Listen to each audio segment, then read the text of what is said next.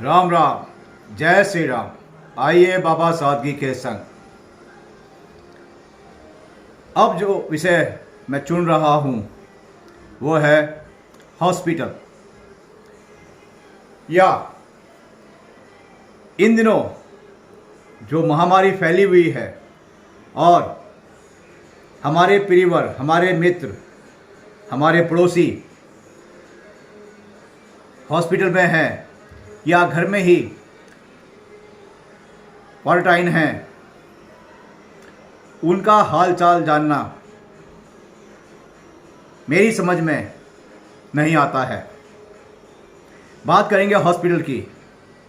आपसे नम्र निवेदन है, मस्तिष्क का सदुपयोग कीजिए। हो सकता है मेरी बातें आपको तीखी लगेंगी, मुझे खुशी होगी, क्योंकि सत्य होता है।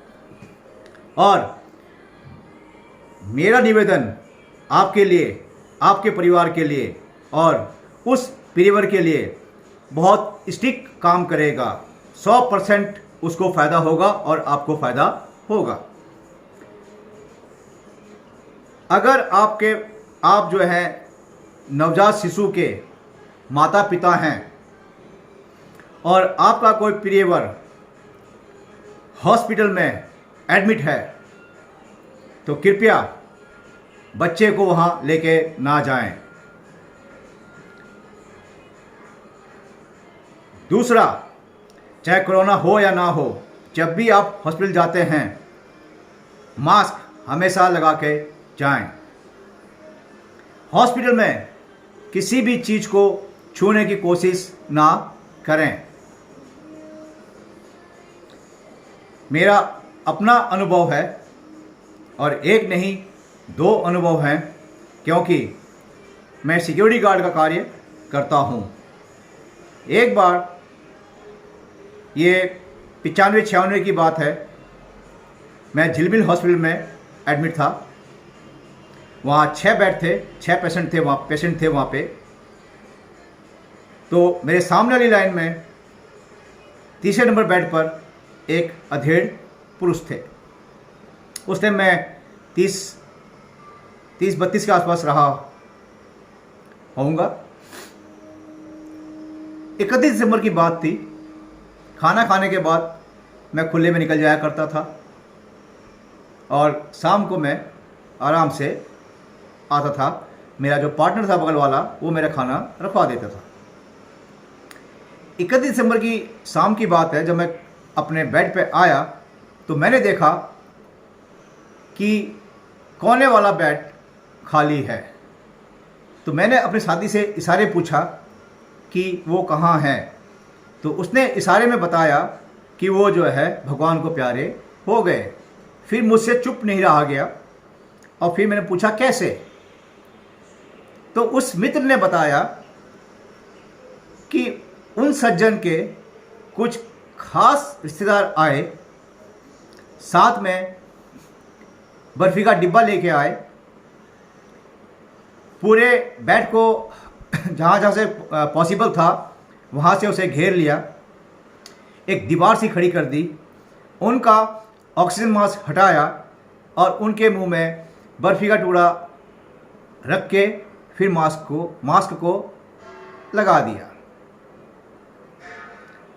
जब आप बर्फ़ी खाते हैं, आप स्वस्थ रहते हैं, आप बर्फ़ी खाते हैं तो आपके गले में फंदा भी लगता है। तो वो जो रिश्तेदार थे वो इतने विद्वान थे, उन्होंने अस्थमा के मरीज को, जिनके चेहरे पे ऑक्सीजन मास्क लगा हुआ था, उनके मुंह में बर्फ़ी का टुकड़ा ठूस दिया और उनको भगवान के पास भेज दिया।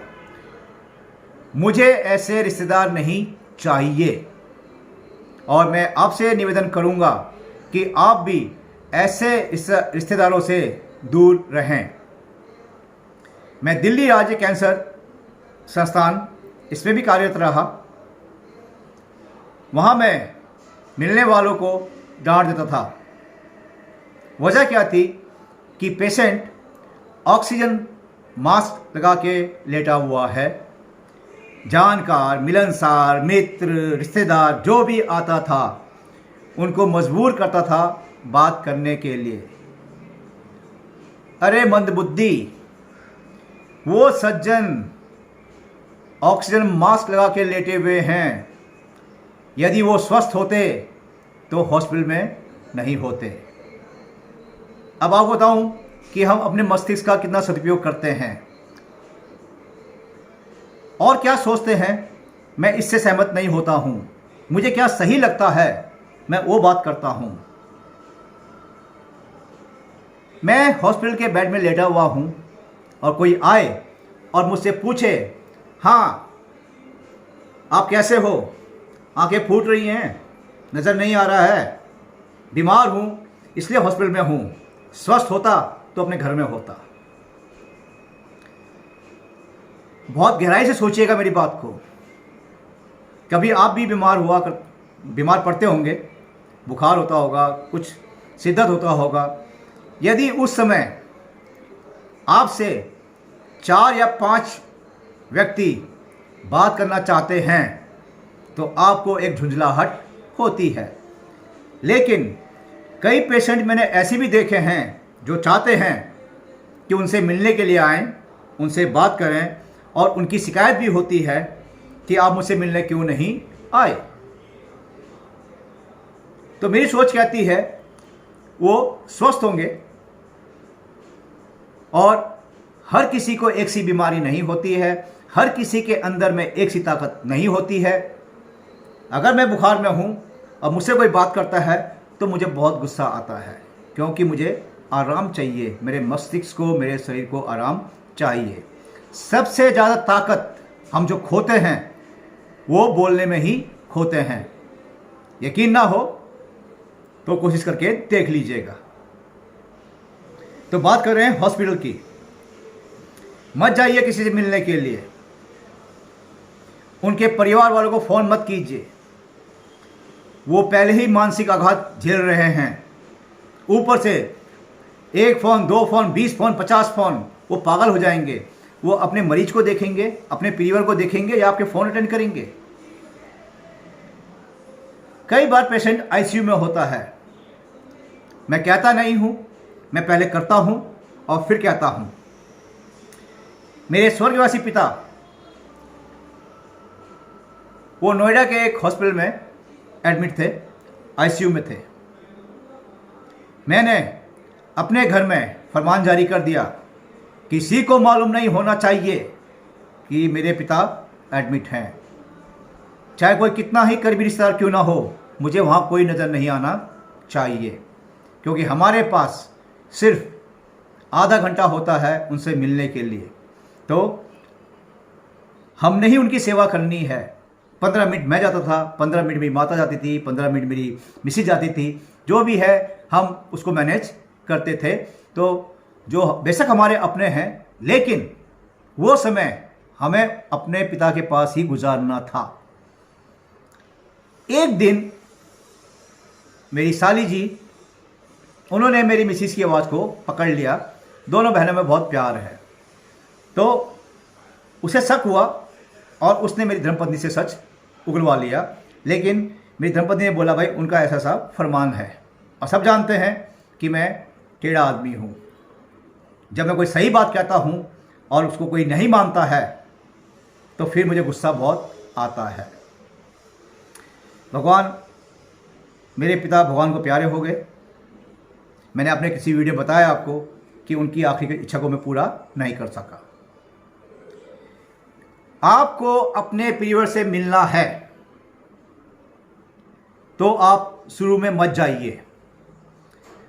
यदि आपको समाचार मिलता है कि बहुत ज़्यादा इमरजेंसी हो गई है और हमारे परिवार को, उनके जो घर वाले हैं, उनको पैसे की आवश्यकता है, तो लेके जाइए। 10,000, 20,000, 25,000, 30,000, 50,000 जाके उनको आर्थिक मदद पहुंचाइए। मेरी सोच कहती है, जब मेरा परिवार हॉस्पिटल से निकलकर घर पहुंचता है तो मेरे हाथ में कम से कम 2 थैले होने चाहिए। उससे पहले मैं मालूम करूँगा कि वो क्या खा सकते हैं और क्या नहीं खा सकते हैं। उसी हिसाब से मैं 2 थैले लेके जाऊँगा ताकि मेरा परिवार उन्हें खाए और लाभ मिले। हॉस्पिटल के अंदर में इतने पेशेंट्स होते हैं, मैं वो क्या बताऊं। और हर किसी का मिलने वाला वहाँ पे आना चाहता है।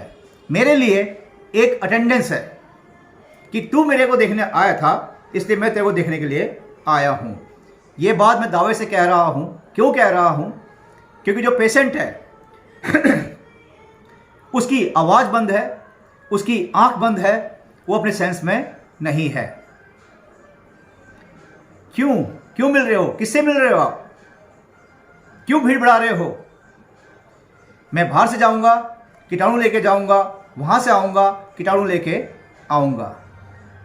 कृपया आपको यदि लगता है कि मैं आपको गलत संदेश दे रहा हूं, आराम से बैठिएगा, सोचिएगा और उस बात को अपने पे भी लेके जाइएगा कि यदि मैं अपने पे लेता हूं कि मुझे ऑक्सीजन मास्क लगा हुआ है और मेरी पत्नी, मेरे बच्चे मुझे बार बार सवाल कर रहे हैं, अगर वो मेरे हाथ की रेंज में होंगे और मैं हाथ उठाने काबिल रहूँगा तो मैं छूटते ही उनके चेहरे पे या कहीं पे भी एक खींच के रखूँगा। क्यों? अपने दिमाग का इस्तेमाल करो।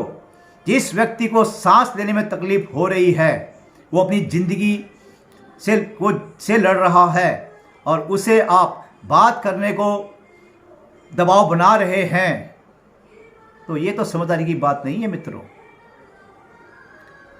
आप जा रहे हैं, हॉस्पिटल जा रहे हैं, जितने कम जाएंगे उतना मरीज के लिए अच्छा, दूसरे मरीजों के लिए अच्छा और जो हॉस्पिटल का स्टाफ है उनके लिए भी अच्छा।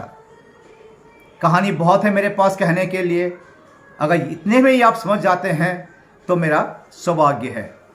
जय श्री राम, धन्यवाद, जय श्री राम।